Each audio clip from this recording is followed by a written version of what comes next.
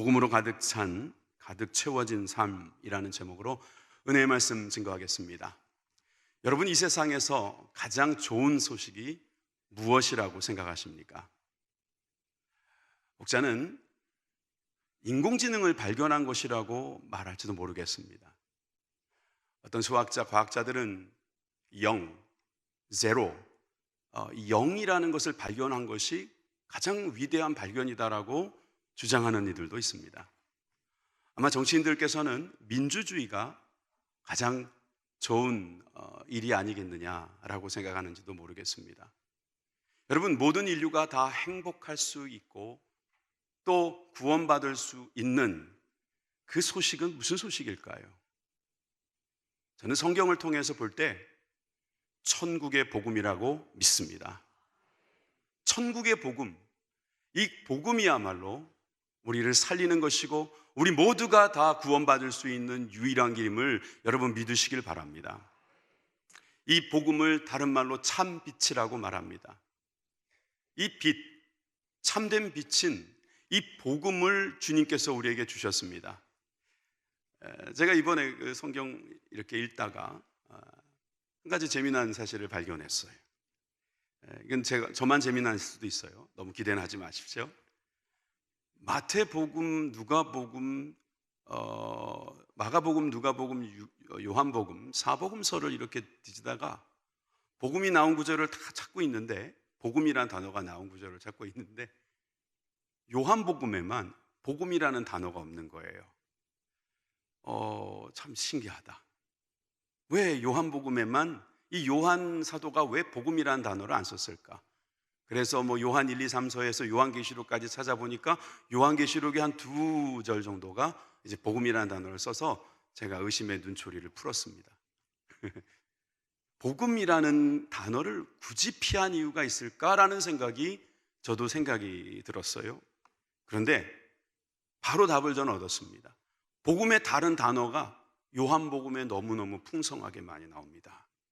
그 중에 대표적인 것이 빛입니다. 그 중에 또 대표적인 것이 말씀입니다. 예수님이 바로 복음이시기 때문입니다. 예수님께서 참빛으로 이 땅에 오셨을 때 그 안에는 생명이 있었습니다. 그것은 세상 사람들에게는 생명이요 빛이었습니다. 인류 역사상 가장 위대하다라고 말하는 세례 요한이 이 빛을 전하러 온 사람입니다. 사실 이 세상은 어둠으로 가득 차 있었습니다. 창세기를 보게 되면 빛이 있기 전에 흑암과 공허와 혼돈이 가득했다고 했습니다. 세상은 하나님이 오시기 전에는 이렇게 공허합니다. 흑암으로 가득합니다. 혼란스럽습니다. 그런데 주님이 오셔서 그 빛을 비추어 주시면 그것이 질서로 바뀌고 행복으로 바뀌고 평화로 바뀝니다. 이 빛으로 예수님께서 이 땅에 오셨다는 것입니다. 이것을 세례 요한이 전했습니다. 세례 요한은 빛이 아니었습니다. 세례 요한은 빛을 전하는 사람이었습니다. 그 빛이 도대체 무엇이길래 가장 위대하다는 사람도 이것을 전하는 일만 하고 갔을까? 그런 우리가 볼 때 세례 요한이 전한 빛을 사람들은 어떻게 했는지를 살펴보면 받아들이질 않았어요. 거절했다는 것입니다.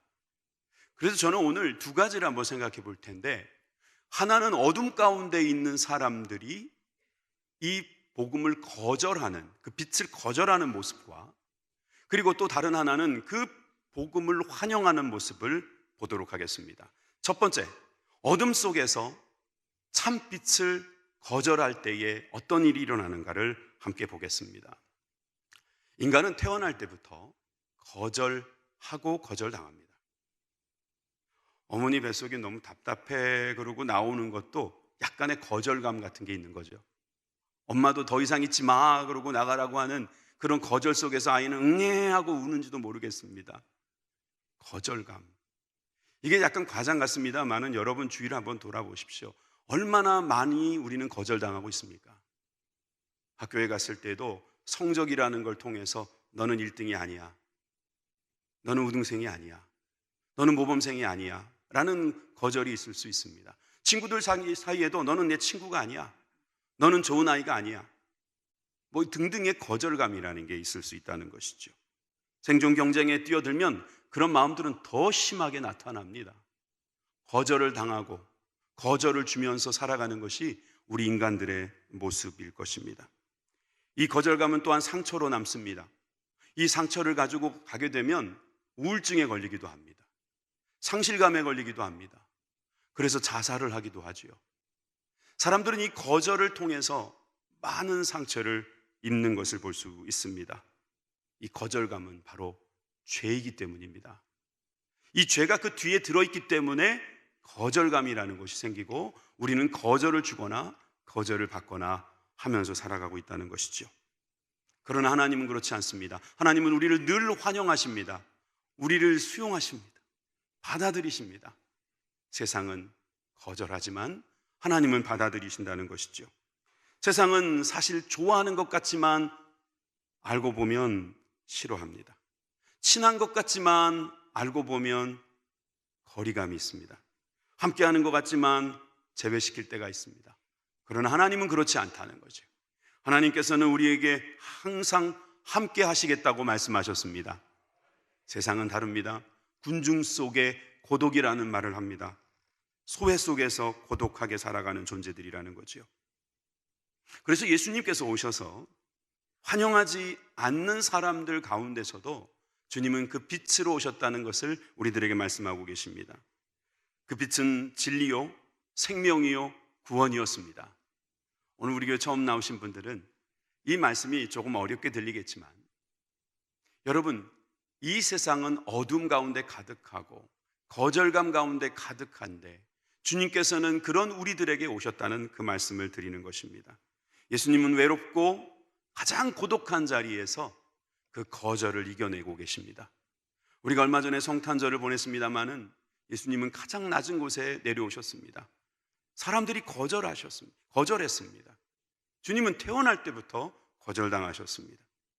우리가 가장 경배해야 될, 무릎 꿇고 손을 들고 경배해야 될 그분이 우리들에게 거절을 당하신 것입니다. 어둠에 사로잡혀 있는 사람들은 빛을 거부하는 겁니다. 거절하는 것이죠. 정직하지 않는 사람, 불의로 가득한 사람, 이런 사람들은 빛이 오는 것을 부담스러워합니다. 도둑이 제발 저린다는 말이 있지 않습니까? 도둑은 경찰을 보면 괜히 가슴이 덜컥 내려앉습니다.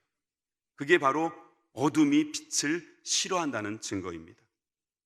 정의와 진리와 빛을 싫어하고 자기에게 주어진 말, 좋은 말을 듣기 싫어합니다.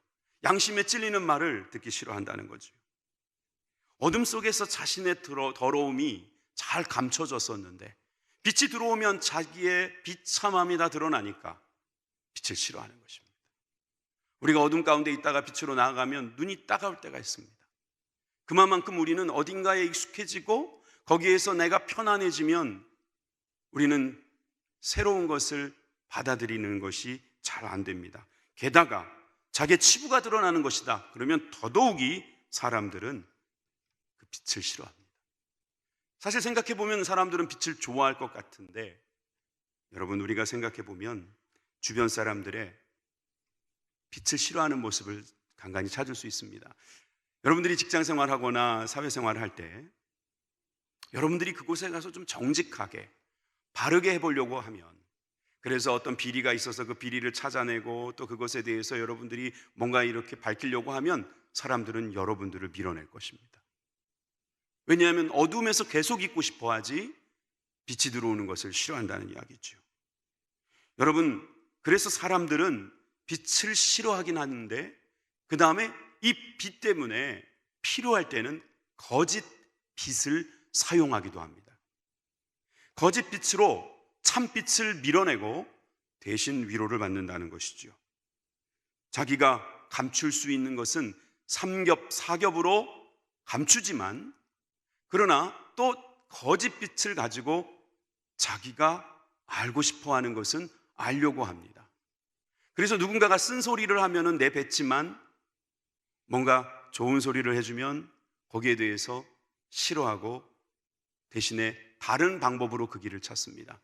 그것이 술이나 마약이나 중독성 있는 그런 도박 같은 것이 될 수 있습니다. 그것은 자기를 거절하지 않는다고 생각하는 것이죠. 자기를 이해해 준다고 생각하는 것이죠. 그러다 보니까 사람들은 거짓 빛에 빠집니다. 사상적으로 보면 인간들이 가지고 있는 하나님을 멀리하는 사상이나 그러한 어떤 철학이나 그러한 문명들이나 또 그런 종교들도 있습니다. 그것은 다 거짓의 빛입니다. 참빛은 오직 예수 그리스도 한 분뿐이십니다. 구절을 함께 보시기 바랍니다. 참빛 곧 세상에서 와서 각 사람에게 비치는 빛이 있었나니. 세상에서 온 빛이 각 사람에게 비친다고 말씀하고 있습니다. 대부분의 빛은 여러 사람들을 함께 비춥니다. 태양빛을 보시거나 이 실내 안에 있는 빛을 보십시오. 여러 사람들이 함께 비추어집니다. 내가 저 빛이 싫다면 어딘가에 숨으면 됩니다. 그런데 예수님의 빛은 각 사람, 저와 여러분들에게 비추는 것입니다. 나 한 사람 때문에 예수님께서 빛으로 오셨다고 해도 과언이 아닙니다. 각 사람에게 빛을 비추시기 위해서 참빛이 이 땅에 오신 것입니다. 구원, 인류 구원에 대한 우리 주님의 계획을 우리가 알고 있지만 실상은 각 사람의 구원입니다. 모든 사람들을 가까우로 주님은 보시고 그들을 비추시고 그들에게 구원을 베풀어 주시는 것을 믿으시길 바랍니다. 매우 개인적인 거라고 여러분들 믿으셔야 될 것입니다. 10절을 보시면 바로 그가 세상에 계셨으며 세상은 그로 말미암아 지은 바 되었으며 세상이 그를 알지 못했다고 말하고 있습니다. 세상이 그를 거절하고 그 빛을 밀어냈던 이유는 몰랐기 때문이라고 말하고 있습니다. 성경은 우리가 그를 알지 못했다고 말하는 거예요. 영접하지 않은 이유가 몰랐기 때문이라고 우리에게 말씀해 주고 있습니다. 죄는 예수님을 거절해요. 예수님을 밀어냅니다. 예수님을 받아들이지 않습니다. 환영하지 않습니다. 그래서 그 더 어두워지고 양심은 더욱 굳어지고 그래서 우리는 더 이상 예수님을 알아보지 못하는 데까지 가게 됩니다. 그런데 그 이유가 바로 예수님을 모르기 때문이다. 죄인들은 예수님을 영접하지 못하는 이유가 예수님을 모르기 때문이다. 그렇게 말씀하고 있는 것입니다. 우리들의 양심이 파괴되고 인격이 파괴됐기 때문에 그런 거겠죠. 마치 다 키워준 아이가 부모님을 밀어내고 떠난다든지 부모님을 원수 삼는다든지 또 부모님을 의심한다든지 그렇게 되는 것을 알 수 있지 않습니까? 부모의 뜻을 거역하고 집을 나갔던 탕자도 바로 그런 모습입니다. 11절에 보면은 자기 땅에 오매 자기 백성이 영접하지 않았다 그렇게 말하고 있습니다. 여러분, 세상 사람들은 주님이 오셨을 때 그를 알아보지 못했다고 분명히 말하고 있습니다. 이것은 마치 포도원 주인이 있는데 그 일하던 일꾼들이 포도원 주인을 죽이고 포도원을 차지한 것과 같습니다. 일하라고 도구를 줬더니 그 도구로 주인을 죽인 것과 같은 겁니다. 예수님께서 이 땅을 사랑하셔서 이 땅에 오셔서 우리를 구원하기로 하러 오셨는데 그분을 죽이고 밀어낸 것과 같은 것이죠. 여러분, 우리는 여기서 발견할 수 있는 것이 거절입니다. 여러분, 거절감이라는 게 참 큰 것 같아요. 요즘은 스마트폰을 만드는 세상 아닙니까? 여러분, 우리가 스마트폰을 만들 정도로 그렇게 머리가 좋은 겁니다. 그런데 그 좋은 머리로 전쟁을 그치지 못합니다. 머리가 더 좋아지고 더 문명이 발달하고 또 편리해졌으면 그걸 가지고 더 사이좋게 지내야 될 것 같은데 그 좋은 머리로 더 좋은 연구를 통해 더 큰 전쟁을 일으킵니다. 그게 바로 사람들이라는 거지요. 그것의 특징이 바로 배신입니다. 거절하다 보니까 배신을 하는 겁니다. 누구나 배신을 당한 경험이 있을 것입니다. 그것은 거절 때문이었습니다. 더 중요한 사실은 여러분, 우리가 거절을 당하지만 우리도 거절했다는 것입니다. 만약에 여러분들이 거절을 당했습니까? 그러면 여러분들이 누군가를 거절했기 때문에 그런 것입니다. 여러분들이 배신을 당했습니까? 그러면 사실은 배신을 하셨을 가능성이 매우 높습니다. 여러분들이 상처를 받았다면 이미 여러분들이 상처를 준 것일 가능성이 있습니다. 사람들은 자신을 배신을 당하는 사람이라고만 생각하는데 그렇지 않습니다. 우리는 배신을 하기도 하지만 또 우리는 배신을 당하기도 하는 그런 존재들이라는 사실을 알아야 합니다. 이거는 우리가 이렇게 생각하면 되잖아요. 돈을 꿔준 것은 기억하는데, 그죠? 꿔준 거는 내가 얼마 받아야지 요건 기억하는데, 내가 누구한테 꾼 것은 자꾸 잊어버리는 거예요. 누가 나한테 막 뭐라고 말하는 거는 토시 하나 안 틀리게 다 기억하고 있는 거예요. 안 좋은 소리는. 근데 그 칭찬한 것은 다 지워버리는 거죠. 우리는 상처, 거절, 배신 속에서 살아갑니다. 여러분, 이것은 다른 사람의 이야기가 아닙니다. 저의 이야기고 여러분들의 이야기일 수 있다는 것이죠. 인간의 뿌리 속에 바로 이 거절과 배신이 들어있다는 사실을 우리 주님께서 잘 아십니다. 그래서 우리는 배우자임에도 불구하고 잘 같이 살고 있음에도 불구하고 어떨 때는 거절감을 느낍니다. 저 사람이 내 돈 때문에 지금 잘해주는 거야. 저 사람이 애들 때문에 나랑 살고 있는 거야. 속으로 그런 생각한다는 거예요. 라디오에서 있었던 일입니다. 라디오에서 한 에피소드가 소개됐는데 한 꼬마애가 동화책을 읽고 있었어요. 그 동화책 제목이 엄마를 팝니다 였습니다. 엄마를 팝니다. 장난기가 발동해서 엄마가 물어봅니다. 그 아이에게 넌 엄마를 얼마에 팔래? 이 아이가 대답합니다. 10원. 뭐라고? 엄마가 얼마나 할 줄 아는 게 많은데 나를 10원에 팔어? 그랬더니 이 아이가 뭐라고 말하냐면 그래야지 빨리 팔리지.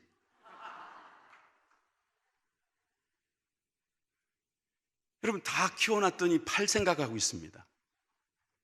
물론 이 아이도 농담일지 모르겠습니다만은 사람은 실제로 사람을 팔던 시대가 있었습니다.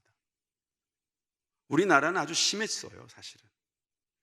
다른 민족들은, 다른 나라들은 다른 민족 사람들을 데리고 와서 노예를 시키는 경우가 있었는데 우리나라는 고려시대 때부터 자기 민족인데도 노예를 삼았어요. 우리나라도 자유로울 수가 없는 거예요. 이제 얼마 전에 우리가 이 노예제도가 없어졌지만 사실 알고 보면 우리는 사람을 팔았던 시대를 살았던 사람들입니다.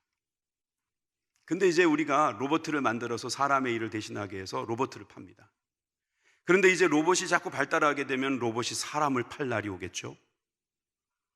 그러다 나중에 극단적으로 영화처럼 로봇과 사람이 싸울 날이 올 수도 있는 것입니다. 배신입니다. 그런데 놀랍게도 이 사실을 처음부터 알고 계셨던 하나님께서는 우리를 너무나 자유롭게 만드셨습니다. 우리를 너무나 머리 좋게 만드셨어요. 우리가 분명히 배신할 줄 아심에도 불구하고 번성하라고까지 말씀하셨습니다. 결국 주님은 뒤통수를 맞으셨습니다. 우리가 배신해버렸잖아요. 그런데 주님은 그 배신한 사람들을 어떻게든 다 쓸어버리려고 하지 않으시고 그 아들을 보내셔서 자신의 생명을 바치셔서 그 문제를 스스로 감당하십니다. 그래서 그 하나님이 계신 한 우리에겐 희망이 있는 것입니다. 하나님을 거절할 때 우리는 주님이 주시는 그 빛을 가질 수 없지만 우리가 주님을 환영하고 우리가 모셔드릴 때 우리는 달라질 수 있습니다. 그래서 두 번째 함께 보고 싶은 것은 어두움 속에서 참빛을 영접할 때 우리는 어떤 일이 일어날까요? 12절을 보시겠습니다. 영접하는 자, 곧 그 이름을 믿는 자들에게는 하나님의 자녀가 되는 권세를 주셨다. 사랑하는 성도 여러분, 우리는 거절하는 인생에서 환영하는 인생으로 바뀌어야겠습니다. 거부하는 인생에서 받아들이는 인생으로, 부정하는 인생에서 긍정하는 인생으로 바뀌는 하나님의 거룩한 종들이 되시기를 바랍니다. 그렇게 되면 하나님의 자녀가 되는 권세를 주신다고 말씀하셨습니다. 여러분, 이 하나님의 자녀가 되는 권세 몇 가지로 이야기할 수 있지만 여러분, 하나님의 자녀가 된다는 이야기는 하나님의 상속자가 된다는 뜻입니다. 하나님의 것이 내 것이 된다는 거예요. 하나님의 집이 나의 집이 된다는 것입니다. 하나님의 능력이 나의 능력이 된다는 말씀이에요. 여러분, 이것은 하나님께서 우리의 신분을 바꿔주신 것입니다. 우리가 그동안 사탄의 자녀로 살다가 그 어둠 속에서 살고 있었는데 우리가 주님을 영접하기만 하면 하나님의 자녀를 삼아주셔서 우리로 하여금 그 신분을 다 누릴 수 있게 해 주시겠다는 말씀입니다. 한 거지가 왕의 눈에 들어서 왕자가 됐다고 하면 그 사람은 그 다음부터는 신분이 변한 겁니다. 문화가 바뀌고 환경이 바뀌고 그의 법도 바뀝니다. 완전히 그 사람은 새로운 사람이 되는 것입니다. 그의 미래가 달라질 것입니다. 그는 앞으로 그 왕처럼 누릴 것이 더 많아지는 것이죠. 여러분, 바로 우리가 그렇다는 거예요. 우리가 바로 주님을 영접하는 가운데 이러한 상속자가 되고 주님의 그것이 나의 것이 되는 놀라운 축복이 있다는 사실을 여러분 믿으시길 바랍니다. 그때부터 우리는 비교하는 인생이 되지 않습니다. 대비되는 인생이 됩니다. 이건 좀 설명을 드릴게요. 거지가 왕자가 됐어요. 근데 그 다음 날부터 거지들한테 가서 너 알아? 내가 제일 좋은 거지야. 이 세상의 거지 중에 내가 제일 부자 거지야. 이런 소리 하고 있는 거나 마찬가지입니다. 그럼 비교하는 거잖아요. 그건 비교하는 게 아니에요. 여러분, 대비되는 것입니다. 비참함이 거지라면 영광스러움은 왕자잖아요. 아, 이 비참함이 이런 거라면 위대한 것은 이거구나. 대비되는 것이지 비교할 것이 아니라는 것입니다. 그만큼 하나님께서는 우리의 신분을 바꿔주셨어요. 우리를 완전히 다르게 만들어 주셨습니다. 그래서 여러분, 이 저주받을 땅에서 받는 복, 그것이 아니라 영원한 나라에서 받을 그 복을 주님께서 주시겠다고 말씀하시는 거예요. 순간적인 복이 아닙니다. 영원의 복입니다. 여러분, 이 복이 우리 가운데 있게 되는 것이죠. 어떻게? 자녀로 입양될 때, 하나님의 자녀로 입양될 때, 그 입양은 어떻게 된다고요? 영접할 때, 주님을 영접할 때 말입니다. 여러분, 그럴 때 우리의 삶이 바뀌는 거예요. 여러분, 우리가 거절하지 말고 환영할 수 있어야 합니다. 우리가 부정하지 말고 긍정할 수 있어야 됩니다. 예수님을 배척해서 우리가 영원한 벌로 나가는 것이 아니라 예수님을 환영해서 우리가 영생의 복으로 가는 것, 여러분, 이 거듭남의 기적을 체험하는 저와 여러분들이 되길 바랍니다. 여러분이 바로 이 영접이 전환점입니다. 인생의 전환점이 바로 이 영접이라고 하는 것입니다. 이거 분기점이에요. 여러분들이 아무리 엉망으로 살았다 할지라도 여기 전환점을 만나면 이제는 하늘로 가는 것이죠. 하나님의 영광 속에 들어가는 것입니다. 여러분, 거절에 익숙해지지 마시기 바랍니다. 거절에 익숙한 사람들은 자녀들이나 아내나 남편도 거절합니다. 그러다 보니까 아무리 가까이 있어도 사랑하지 않습니다. 사랑하는 척하는 겁니다. 사랑하지 않고 사용합니다. 그것은 거절하는 사람들에게 나타나는 특징입니다. 그런 사람들은 거절을 당할까 봐 먼저 거절해 버립니다. 배신을 당할까 봐 먼저 배신해 버립니다. 우리는 수용할 수 있어야 돼요. 환영할 수 있어야 돼요. 영접할 수 있어야 돼요. 우리는 하나님을 영접한 사람들이기 때문에 그렇습니다. 명절이 다가옵니다. 여러분들은 아마 명절 속에서 괴로우신 분들도 있을 겁니다. 사람들이 나를 거절한다? 또 나도 그가 싫다. 여러분, 우리는 하나님을 영접한 사람들이기에, 거절감에서부터 자유로운 사람들이기에 사람들을 수용하시기 바랍니다. 환영해 주시기 바랍니다. 그분들에게 기쁨을 주시고 그분들에게 참으로 평안함을 주시기를 주님의 이름으로 부탁드립니다. 그렇다고 우상 앞에 절하지는 마십시오. 세상과 타협하지는 마십시오. 이게 참 어려운 부분인데, 여러분, 우리는 사람들을 수용하는 그러한 능력이 있는 사람임을 여러분 믿으시면 됩니다. 참빛 되신 예수님을 영접한 사람은 이웃들도 영접할 수가 있게 되는 겁니다. 그러니까 전도도 해오는 거고, 그러니까 하나님의 복음이 땅끝까지 증거되는 것 아니겠습니까? 여러분, 우리가 사람들을 거절하면 어떻게 그들을 우리 주님 앞에 데리고 나오겠습니까? 우리 하나님께서 다 우리를 품어주시고 영접해 주셨으니까 이제 그 다음부터는 우리는 사람들을 영접하게 되는 것입니다. 하나님께서 그렇게 사랑해 주시는데도 어떤 사람은 하나님께 상처받았다고 하는 사람도 있습니다. 내가 예배도 열심히 드리고 헌금도 많이 하고 기도도 많이 했는데 하나님 저에게 왜 이러십니까? 내가 정말 열심히 봉사하지 않았습니까? 그런데 왜 제 건강이 이렇습니까? 하나님이 배신했다고 생각하는 거예요. 하나님 배신하신 적 없습니다. 하나님은 늘 우리와 함께 하십니다. 여러분, 반드시 그 기도는 응답됩니다. 여러분, 하나님의 응답이 다르게 나타난다고, 여러분들의 생각하고 다르다고 해서 하나님의 응답이 아니라고 생각하지 마십시오. 하나님 가장 좋은 것으로 영생의 하나님께서 영원의 복으로 여러분들을 채워주실 것을 믿으시길 바랍니다. 여러분이 믿음이 있는 사람이 바로 하나님을 영접한 사람들입니다. 영접하는 자, 곧 그 이름을 믿는 자들에게는 하나님의 자녀가 되는 권세를 주셨다. 여러분, 이것이 어떻게 실제로 일어나는가? 오늘 본문은 또 이렇게 이야기합니다. 13절입니다. 이는 혈통으로나 육정으로나 사람의 뜻으로 나지 아니하고 오직 하나님께로 난 자들이다. 여러분, 혈통으로 되는 게 아니라는 거죠. 사람들이 어떻게 잘생겼거나 아주 잘 되어 있으면, 머리가 좋거나 막 이러면은 그 DNA가 좋아서 그래, 유전적으로 그 사람이 좋아서 그래. 그래요. 세상에서는 아무나 다 장동건 되는 건 아닌 것 같아. 정우성이 늘 그러잖아요. 부모님 덕분이라고. 맞는 말일 수도 있어요. 세상은 그렇게 유전적으로 혈통의 영향을 받는 것도 있는 것 같아요. 그런데 구원은 그렇지 않다는 거예요. 어느 나라, 어느 집안, 어느 혈통으로 우리가 구원을 받는 게 아닙니다. 목사님의 자녀일지라도 제외될 수가 있어요. 영접하지 않으면. 여러분, 혈통이 아니에요. 욕정도 아닙니다. 육정도 아닙니다. 육정. 여러분, 인간의 생각이나 본능, 욕망, 이것 때문에 구원이 이루어지는 것이 아닙니다. 도리어 이것은 방해가 될 뿐입니다. 또한 사람의 뜻이라고 말했습니다. 이것도 도움이 되지 않습니다. 여러분, 사람의 뜻이라는 게 지성, 의지, 선한 노력, 희망 이런 것 때문에라고 한다면 여러분, 이미 잘 됐어야 되지 않습니까? 우리가 얼마나 노력했습니까? 얼마나 참았습니까? 그런데 왜 이 세상은 갈수록 살기 어려워집니까?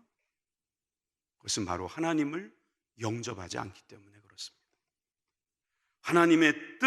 하나님의 뜻으로 우리가 구원받는 사실을 받는다는 사실을 잊지 말아야 합니다. 로마서 9장 16절의 말씀을 우리 다 같이 한번 읽어봅시다. 아주 중요한 말씀입니다. 함께 읽습니다. 시작. 그런즉 원하는 자로 말미암음도 아니요 다른 박질하는 자로 말미암음도 아니요 오직 긍휼히 여기는 하나님으로 말미암음이라. 아멘. 여기 우리 의원님도 오셨지만 원하는 자가 다 국회의원 되는 거 아닙니다. 다른 박질하는 자도 다 되는 거 아닙니다. 긍휼히 여기시는 하나님으로 말미암음입니다. 국회의원에게도 해당되는 말씀이면 평인인 우리들에게도 해당될 줄 믿습니다.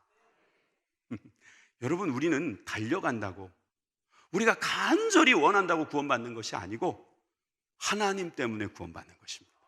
하나님께서 우리를 사랑하시기 때문입니다. 하나님께서 우리에게 오셨기 때문이고 우리는 할 것은 하나밖에 없어요. 영접하는 것입니다. 받아들이는 거예요. 수용하는 거예요. 연습을 해보고 싶어요. 옆에 분에게 여러분 가지고 있는 거 아무거나 하나 주세요. 그러면 여러분 그거 받으면 되는 거잖아요. 그죠? 그럼 여러분 거 되는 겁니다. 그거라고요. 그거. 주님이 여러분들에게 주십니다. 받으시겠습니까? 그겁니다. 받겠다면 받는 것입니다. 예수님께서 주시는 구원이 눈에 보이지 않으니까 여러분 받지 못하겠다라고 말하는 분들이 계셔요. 아니요. 보이면 누구는 받고 누구는 못 받을 수 있습니다. 그런데 안 보이는 믿음으로 말미암아 받을 수 있으니 이 얼마나 놀라운 것입니까? 그것을 성경 14절은 이렇게 말하고 있습니다. 그런 14절 말씀을 보시겠습니다. 말씀이 육신이 되어 우리 가운데 거하심에 우리가 그 영광을 보니 하나님의 독생자의 영광이요 은혜와 진리가 충만하더라. 여러분, 말씀을 받으시기 바랍니다. 지금 말씀을 듣고 이 말씀은 이게 내 거네, 내가 영접하면 되는 거네, 내가 주님 영접하면 되는 거네, 받으신 겁니다. 그 받은 사람은 하나님의 영광을 본다고 했습니다. 독생자의 영광이 바로 은혜와 진리가 충만할 것이다 이 말이에요. 할렐루야. 폭포 그림이 하나 있다고 합시다. 이 폭포가 왜 폭포가 됐습니까? 넘쳤기 때문입니다. 내려오는 물을 받아서 넘쳐서 흘러내려가는 것이죠.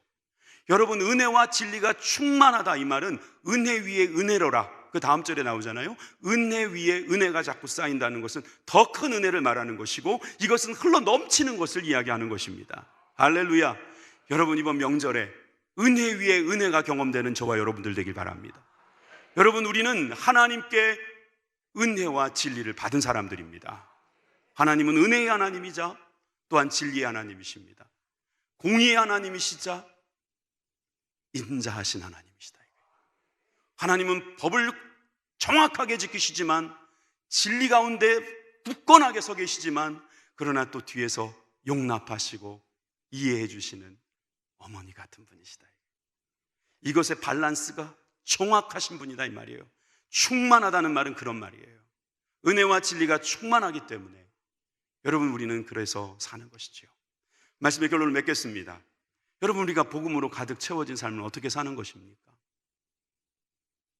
이 거절감으로 가득한 이 세상에서, 상실감으로 가득 찬 이 세상에서 배신이 되고, 또 그로 인해서 처음으로 우리는 여러 가지 어려움 속에 봉착하게 될 때 우리가 살 길은 무엇입니까?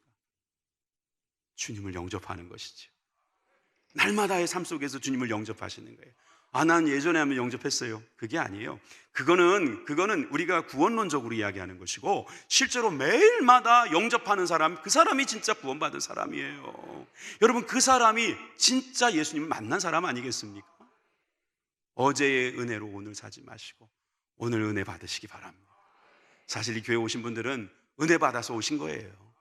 은혜 받으러 오셨다는 말은 좀 틀린 말이에요. 진짜 좋은 말은 은혜 받았기 때문에 이 자리에 오신 줄 믿으시길 바랍니다. 그런 우리들은 주님을 영접하는 거예요. 주님을 받아들이는 것입니다. 그런 사람들은 세상에 나가서도 받아들이고 수용하고 이해하고 용서하고 보듬고 그들을 끌고 갈 수 있습니다. 그 사람이 리더가 돼야 평안할 것입니다. 그 사람이 그 가정을 이끌어야 그 가정은 행복할 것입니다. 여러분, 수용하시기 바랍니다. 이런 수용이 있고, 이런 환영이 있고, 기쁨이 넘치는, 그래서 폭포수와 같은 은혜가 여러분들 가정과 사업장에 가득 넘치기를 주님의 이름으로 축원합니다. 기도하겠습니다.